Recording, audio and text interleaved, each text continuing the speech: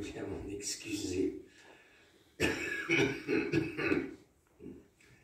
en plus, c'est lourd. Bien.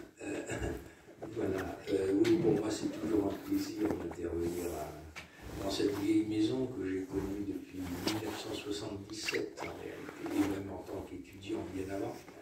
Tous les cours avaient lieu là, dans les années 70. Voilà.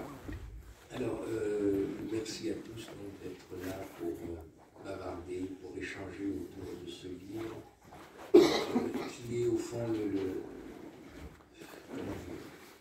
la synthèse, le résultat ou la mise en forme d'une réflexion qui dure depuis quasiment 50 ans, puisque cet ouvrage en fait est la reprise d'études publiées à gauche et à droite, de réflexions sur la question berbère en Afrique du Nord, que j'ai commencé immédiatement dans la foulée du printemps berbère de 1980.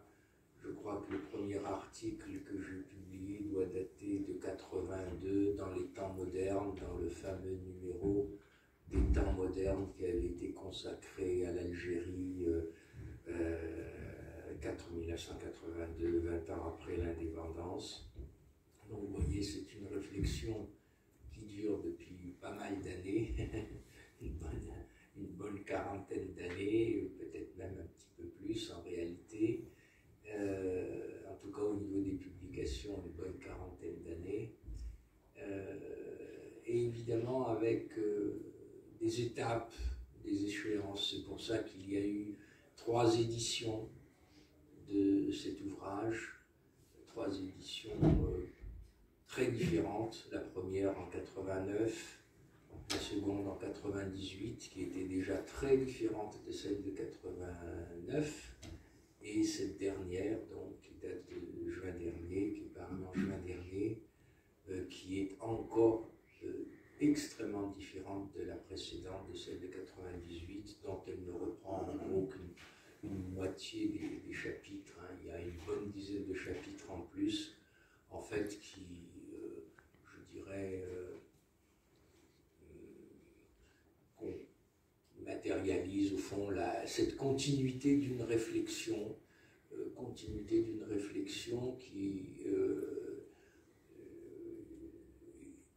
et d'une expérience aussi, et d'échanges aussi nombreux avec les spécialistes de l'Afrique du Nord, avec la militance berbère, avec toutes sortes d'observateurs, hein, mais aussi qui est évidemment directement déterminé par cette continuité renouvelée sur 40 ans d'une réflexion, et totalement déterminée évidemment par je dirais, le contexte et l'évolution du contexte global en Afrique du Nord autour de la question berbère, contexte qui a connu des évolutions extrêmement importantes, hein, extrêmement importantes, et qui donc effectivement oblige à réinterroger l'objet en permanence. Voilà. Alors, avant peut-être d'évoquer quelques axes fondamentaux de cette réflexion, je voudrais quand même dire, et vous me permettrez d'avoir une pensée solidaire, hein, avec toutes les victimes de la répression, non seulement en Algérie, mais plus largement en Afrique du Nord. Répression qui prend j'allais dire, une ampleur inouïe et tout à fait nouvelle, hein, particulièrement en Algérie, mais on ne doit pas, hein, en particulier avec la dernière fournée de condamnations, dont 54 condamnations à mort.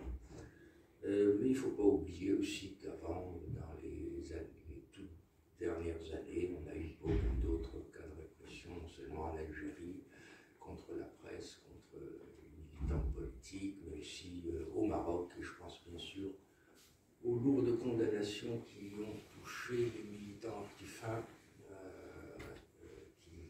qui évidente non plus. Voilà. Donc un contexte, ceci aussi m'amène tout de suite à dire que le contexte qu'on pouvait croire plus détendu depuis les années 90, 2000, autour de la question berbère, en réalité reste toujours très difficile parce que le contexte global est de toute façon extrêmement difficile dans l'Afrique du Nord. Et je dirais, ce contexte n'incite pas trop à l'optimisme, n'incite pas trop à l'optimisme.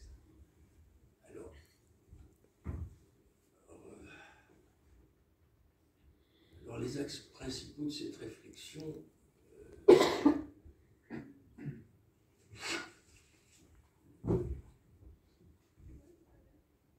je dirais d'abord au niveau global, c'est quand même une situation au niveau des données socio-linguistiques globales, des données socio-culturelles globales.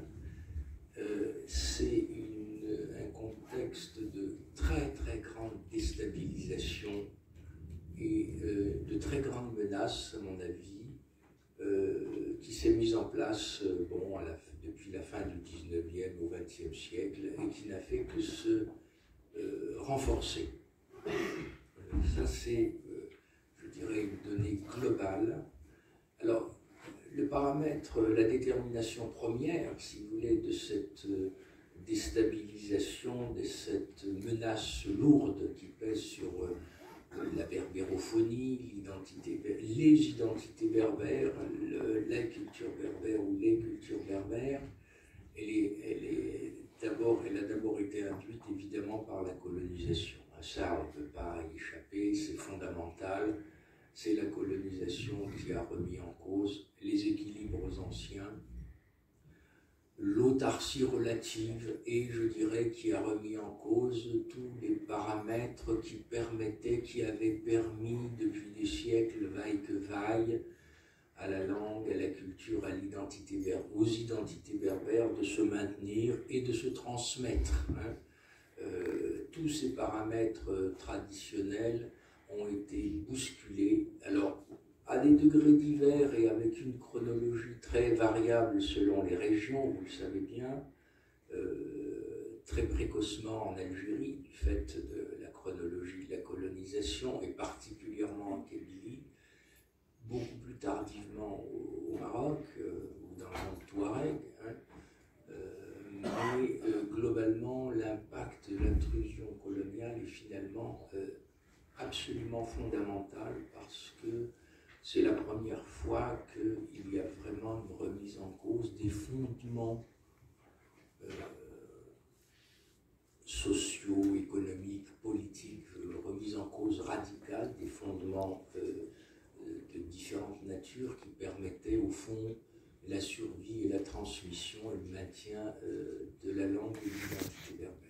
Bon, je n'entrerai pas dans les détails, vous les connaissez tous sans doute aussi bien que moi au mieux. C'est les spoliations foncières, c'est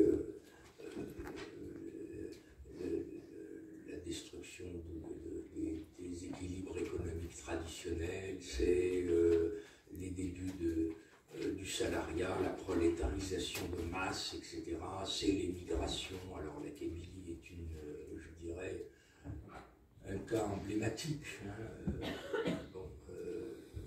Je dirais que là, vraiment, toute la société ancienne est bousculée, projetée dans ce que certains appellent la modernité, mais qui en fait, la paupérisation, la prolétarisation, etc.